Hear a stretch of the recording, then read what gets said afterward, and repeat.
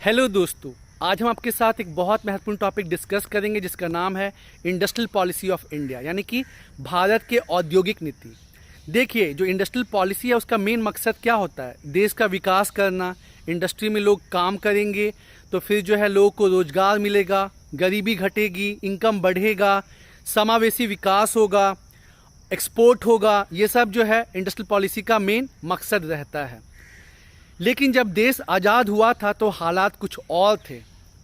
जब देश आज़ाद हुआ था तो अंग्रेज़ों ने जाते जाते क्या किया था, जो भारत की अर्थव्यवस्था है उसको तोड़ के रख दिया था।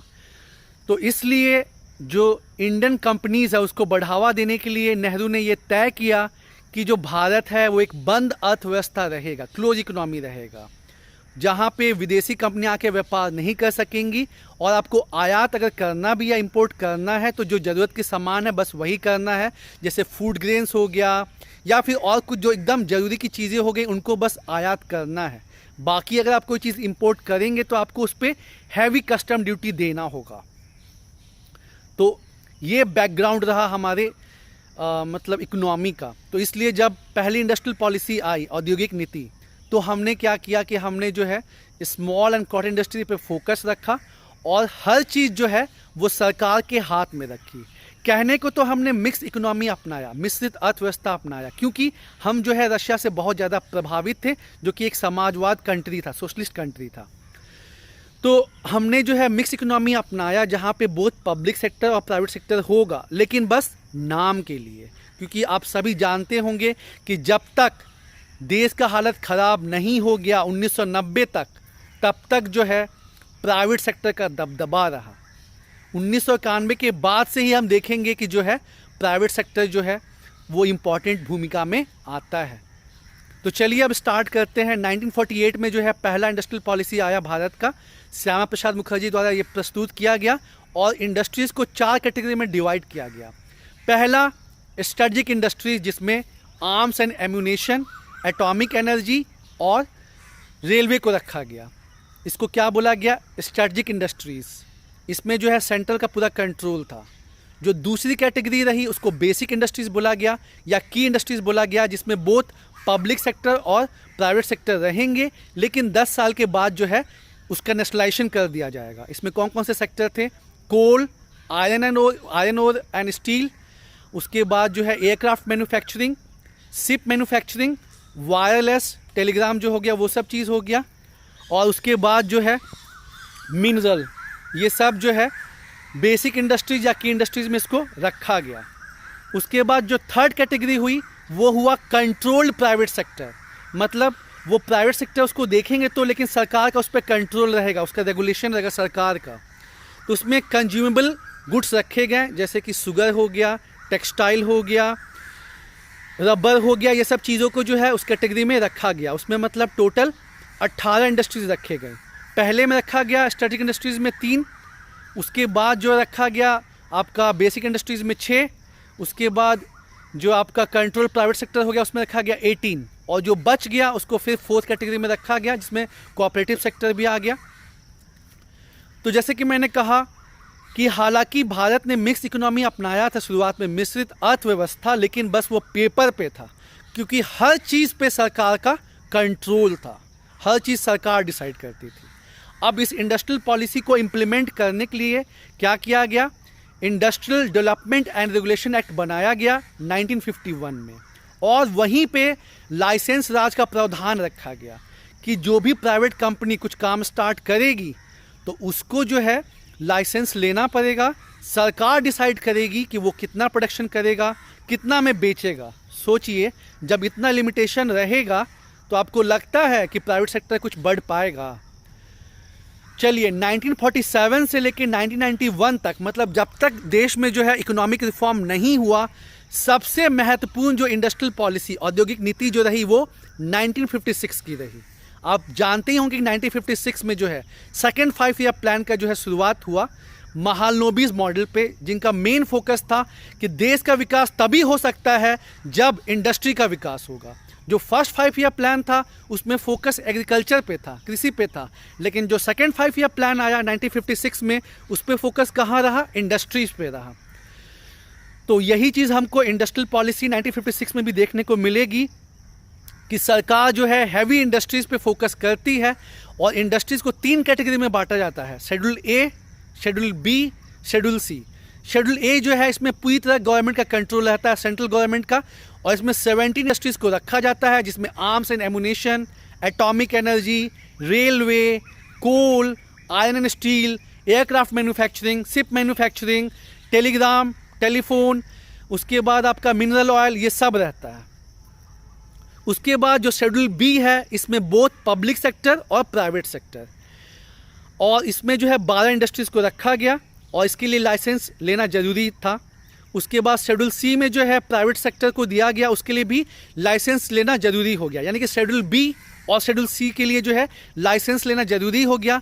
लाइसेंस मतलब लाइसेंस जो सिस्टम आया था वो इसलिए आया था ताकि जो है कंसंट्रेशन ऑफ पावर, मतलब ऐसा ना हो कि बस कुछ ही जो प्राइवेट कंपनियां हैं वही बस आगे बढ़ें और जो छोटी कंपनियां हैं वो पीछे रह जाएं, और ऐसा भी ना हो कि मतलब रीजनल क्षेत्रीय विकास ना हो।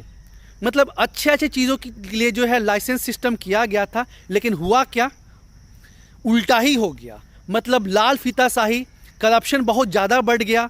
जो लोग प्रभावशाली थे, जो लोग मजबूत थे, उनको ही लाइसेंस मिल पाता था। जो बड़ी बड़ी कंपनियां थी उन्हीं को लाइसेंस मिल पाता था। जो छोटी कंपनियां थी उनको तो भाई कोई पूछता भी नहीं था। तो लाइसेंस सिस्टम किया गया था अच्छे के लिए, लेकिन लाइसेंस होने की वजह से देश का जो है बैंड बज गया। ये आगे चल के हम और समझेंगे अच्छे से। साथ ही साथ जो स्मॉल एंड कॉटन इंडस्ट्री, जिसको जो है 1948 में बढ़ावा दिया गया था, उसको यहाँ पे मेंटेन रखा गया। और जैसे 1948 में बोला गया था कि हम भारत को बंद अर्थव्यवस्था रखेंगे, वो भी यहाँ पे कंटिन्यू रहा कि नहीं जी, हम अभी देश के हाल ठीक नहीं है तो हम जो विदेशी कंपनियां हैं उसको यहाँ पे नहीं आने देंगे। और पब्लिक सेक्टर यूनिट जो हमने आपको बताया शेड्यूल ए में कि जो 17 इंडस्ट्रीज हैं जो कि पूरी तरह सरकार के कंट्रोल में रहेंगी, तो वहाँ पे फिर पीएसयू का भी मतलब कंसेप्ट आया, पब्लिक सेक्टर यूनिट का। स्टार्टिंग में तो ये 17 थी, लेकिन 1990 आते आते ये बढ़ के कितनी हो गई, 200 से भी ऊपर चली गई। और ये एक बहुत बड़ा वजह रहा कि 1990 आते आते जो देश का हाल बेहाल हो गया। क्योंकि देखिए, अगर कंपटीशन नहीं होगा ना तो फिर एफिशिएंसी नहीं बढ़ेगी। मान लीजिए आप ही तैयारी कर रहे हैं, ठीक है, और 5 किलोमीटर तक कोई और तैयारी नहीं कर रहा है, ठीक है, सिविल का, खाली आप ही जो है सिविल का तैयारी कर रहे हैं, तो आप एक अलग ही हवा में रहेंगे कि अरे हम तो सिविल का तैयारी कर रहे हैं। लेकिन वहीं आसपास आपके और 4-5 स्टूडेंट्स तैयारी करने लगे, तब आपको मालूम चलेगा कि आप कितने पानी में हैं। तो वही हाल हो गया पब्लिक सेक्टर का कि स्टार्टिंग में तो पब्लिक सेक्टर यूनिट ने बहुत अच्छा परफॉर्म किया, लेकिन फिर धीरे धीरे उसमें करप्शन होने लगा, इनएफिशिएंसी होने लगी। वही बाबूशाही जो होता नहीं है, अच्छा काम जो होता है ना, जैसे कहावत है, काल करे सो आज कर, आज करे सो अब। लेकिन जो पीएसयू में क्या होने लगा कि आज करे सो काल कर, काल करो सो परसों, ठीक है, मस्त मतलब पोस्टपोन्ड किया जाने लगा। तो इस वजह से जो है ना देश आगे चल के बहुत डूबा। शुरुआत में हम ऐसा नहीं बोलेंगे कि पब्लिक सेक्टर का कंट्रीब्यूशन नहीं रहा, वो हम एक अलग चैप्टर में समझेंगे कि पब्लिक सेक्टर का कंट्रीब्यूशन रहा, अच्छा खासा रहा शुरुआत में। आप देखते ही हैं कि जो स्टील प्लांट है उसने जो है काफ़ी विकास किया, इंफ्रास्ट्रक्चर के लिए जो है रोड, रेलवे, बस, ये सब के लिए जो है स्टील प्रोवाइड किया, और भी ढेर सारा काम हुआ, ठीक है, बहुत हद तक जो है। क्योंकि आप देखेंगे कि जो भी गवर्नमेंट स्टील प्लांट है वो बैकवर्ड इलाका में खुला है, तो जो है क्षेत्रीय विकास बहुत ज़्यादा हुआ। फिर आप उड़ीसा की बात कर लें, झारखंड की बात कर लें, एमपी की बात कर लें, दुर्गापुर की बात कर लें, मतलब जहाँ भी स्टील प्लांट खोला गया वो सब बैकवर्ड एरिया थे, तो क्षेत्रीय विकास भी हुआ, देश का विकास भी हुआ, सेविंग भी बढ़ा। मतलब पब्लिक सेक्टर ने जो है शुरुआत में काफ़ी अच्छा काम किया और अर्थव्यवस्था में काफ़ी कंट्रीब्यूशन किया। लेकिन जैसे कि मैंने बताया कि कंपटीशन भी नहीं था, उनका मोनोपोली था, तो क्या हुआ कि समय के साथ जो है उनमें जो है भ्रष्टाचार बढ़ा, करप्शन जिसको बोलते हैं, इनएफिशिएंसी बढ़ा, लाल फीताशाही बढ़ी, और फिर जो है इकोनॉमी का हाल बहुत ख़राब हो गया। तो ये एक अलग से भी हम डील करेंगे। फिर जो है गवर्नमेंट ने प्राइवेट सेक्टर को रोकने के लिए 1969 में जो है MRTP एक्ट लेके आया, मतलब monopoly and restrictive trade policy, जिसमें क्या बोला गया कि जिस कंपनी का एसेट 25 करोड़ रुपए है वो कोई भी फैसला करेगी तो सरकार से पूछ के करेगी। लीजिए जी, और भी मतलब हाल ख़राब हो गया। हालांकि सरकार ने इसको 1985 जाते जाते इसका जो लिमिट है वो बढ़ा के 100 करोड़ कर दिया, लेकिन जो इंडस्ट्रियलिस्ट हैं उनका ये मानना है कि ये जो है कंट्री के विकास में आगे चल के बाधक साबित हुआ। 1973 तक आते आते देश का हाल बहुत ख़राब हो गया था, तो फॉरेन एक्सचेंज को कंट्रोल करने के लिए फिर फेरा एक्ट लाया गया, फॉरेन एक्सचेंज रेगुलेशन एक्ट। लेकिन इसका भी जो है आगे चल के जो है ना, मतलब ये भी जो है बढ़ाने की जगह पे घटाने में काम आया। मतलब MRTP एक्ट और फेरा एक्ट दोनों जो है समय के साथ जो है बहुत आउटडेटेड हो गया और भारत के आर्थिक मतलब इंडस्ट्रियल डेवलपमेंट में, औद्योगिक विकास में जो है बाधक साबित हुआ। तो ये पॉइंट आपको अपने आंसर में लिखना जरूरी है, ठीक है। अब चलिए हम आगे बढ़ते हैं। 1956 के इंडस्ट्रियल पॉलिसी के बाद जो है आपका 1977 में भी जो है इंडस्ट्रियल पॉलिसी आई, लेकिन वो ज़्यादा टाइम तक टिकी नहीं और उस समय जनता पार्टी गवर्नमेंट में थी, तो मेन फोकस जो रहा वो लघु उद्योग पे रहा और मतलब कुटीर उद्योग पे रहा। लेकिन जैसे कि मैंने बताया 2 साल में ही सरकार गिर गई, तो उसके बाद जो है कुछ खास हो नहीं पाया। फिर 1980 में भी इंडस्ट्रियल पॉलिसी आया, उसमें थोड़ा सा जो है लिबरल किया गया, लेकिन वो भी जो है उतना इफेक्टिव साबित हुआ नहीं। और 1990 आते आते क्या हुआ, देश का जो है हाल ख़राब हो गया और उसके बाद जो है हम लोग को वर्ल्ड बैंक और IMF के पास जो है मदद मांगनी पड़ी। और IMF वर्ल्ड बैंक ने कहा कि पहले जो आप ये बंद अर्थव्यवस्था अपना रहे हैं उसको चेंज कीजिए और क्या कीजिए कि अर्थव्यवस्था को ओपन कीजिए, विदेशी कंपनियों के साथ आप व्यापार कीजिए, साथ ही साथ आप जो हर चीज़ जो है गवर्नमेंट सेक्टर के कंट्रोल में रखे हैं उसको डी रिजर्व कीजिए।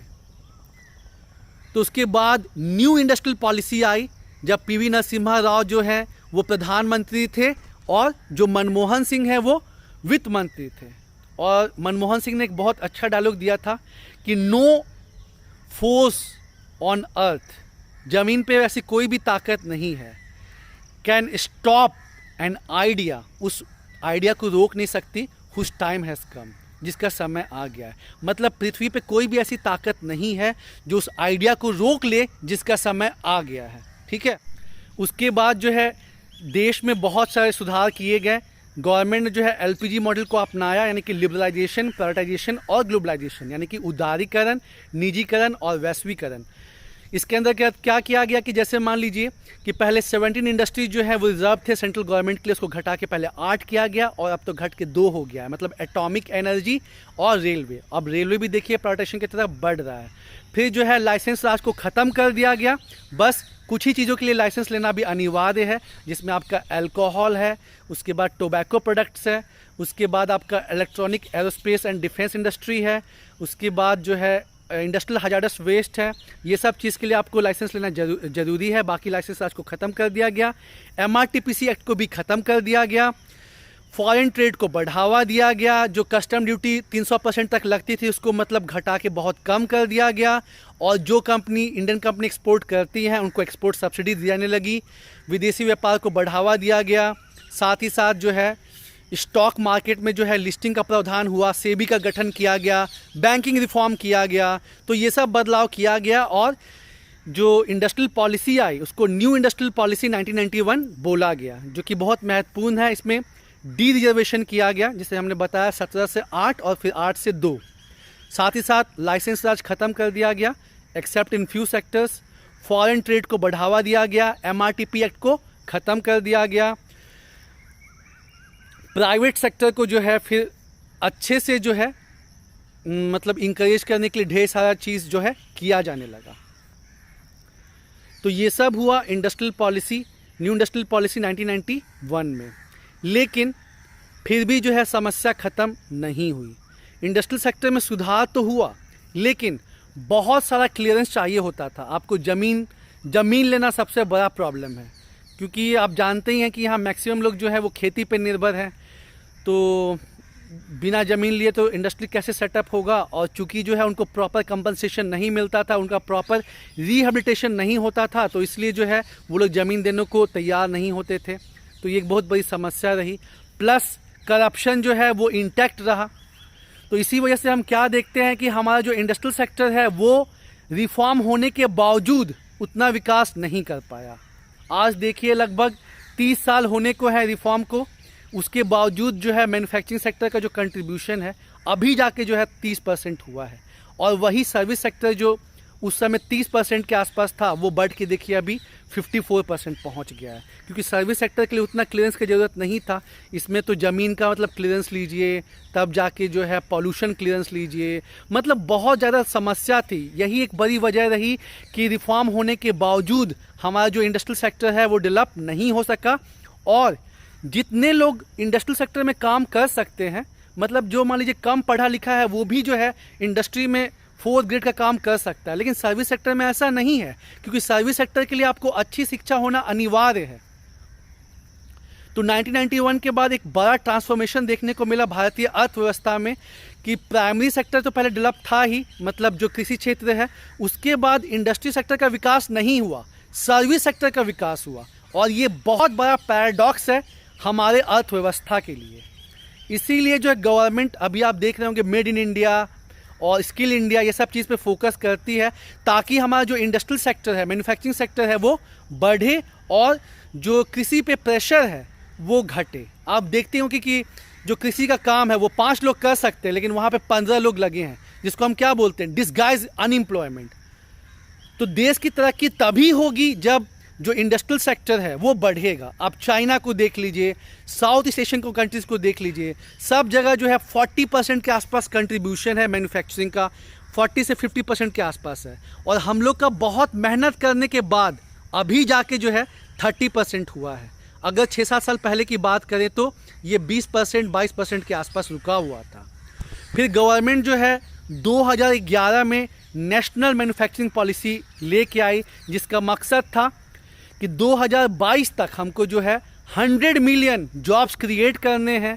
साथ ही साथ जो है उस समय जो है मैन्युफैक्चरिंग जो है 16-17% थी, तो उसका जो कंट्रीब्यूशन बढ़ा के 25% करना है। तो खैर वो तो अचीव हो गया, 30% का मतलब 30% के आसपास जो है इंडस्ट्रियल सेक्टर या मैन्युफैक्चरिंग सेक्टर कह लीजिए उसका कंट्रीब्यूशन है, लेकिन एम्प्लॉयमेंट जो है वो 100 मिलियन क्रिएट नहीं हो पाया। इसकी सबसे बड़ी वजह ये रही कि आपको बहुत सारे क्लियरेंस चाहिए होते हैं इंडस्ट्री सेटअप करने के लिए। तो खैर मोदी सरकार ने जो है हाल फिलहाल के सालों में बहुत सारे कदम उठाया है, और इसका नतीजा आप देखें कि भारत जो है ईज़ ऑफ डूइंग बिजनेस में पिछले 2 साल से अंडर 100 में आ गया है। सिंगल विंडो सेंटर कर दिया गया है, जहाँ पे बहुत सारे क्लियरेंस आपको एक ही जगह मिल जाती हैं। और साथ ही साथ जो है सरकार ने 2014 में जो है स्टार्ट किया मेक इन इंडिया, जिसमें बाहर की कंपनीज को ये मौका दिया गया कि आप भारत में आइए, अपने इंडस्ट्रीज़ को सेटअप कीजिए, आपको सरकार ढेर सारी सुविधाएं देंगी और भारत के विकास में मदद कीजिए। फिर सरकार ने एंटरप्रेन्योर्स को बढ़ाने के लिए startup India, stand up India और उनको सस्ता लोन दिलवाने के लिए प्रधानमंत्री मुद्रा योजना ये सब किया। साथ ही साथ जो एमएसएमई सेक्टर है उसको प्रायोरिटी सेक्टर लैंडिंग के अंदर ला दिया गया है, जिसके अब चलते उसको आसानी से लोन मिल सकेगा। देखिए दोस्तों, जो इंडस्ट्रियल सेक्टर है उसमें एमएसएमई का भी बहुत इंपॉर्टेंट रोल है, क्योंकि ये जो है 50% एक्सपोर्ट में जो है ये पार्टिसिपेट करती है। और साथ ही साथ मैन्युफैक्चरिंग, मतलब जो मैन्युफैक्चरिंग है उसका समझ लीजिए कि 40% ये है एमएसएमई है, मीडियम नहीं माइक्रो स्मॉल मीडियम इंटरप्राइजेस। ये हम अलग से डील करेंगे, क्योंकि दिया हुआ है चैलेंजेस ऑफ एमएसएमई, तो ये हम लोग अलग से डील करेंगे। मतलब एमएसएमई को जो लेकिन जितना लोन मिलना चाहिए उतना लोन मिल नहीं पाता है, तो ये हम अलग से डील करेंगे। अभी आप बस ये समझ लीजिए कि हाँ, एमएसएमई को जो है प्रायोरिटी सेक्टर लैंडिंग के अंदर लाया गया ताकि इंडस्ट्रियलाइजेशन को बढ़ावा मिल सके। और हमने क्या देखा, make in India, startup India, stand up India, प्रधानमंत्री मुद्रा योजना, और फिर देखिए अभी लेबर रिफॉर्म्स भी किया जा रहा है, ठीक है। क्योंकि लेबर रिफॉर्म जो मतलब इंडिया में ना ढेर सारे सेंट्रल और स्टेट लॉज हैं, मतलब कुल मिला के मतलब 44 से ऊपर, तो उसको मतलब नहीं 44 नहीं 200 से ऊपर, 44 तो बस सेंट्रल लॉ है, तो उनको घटा के जो है 4 किया जा रहा है।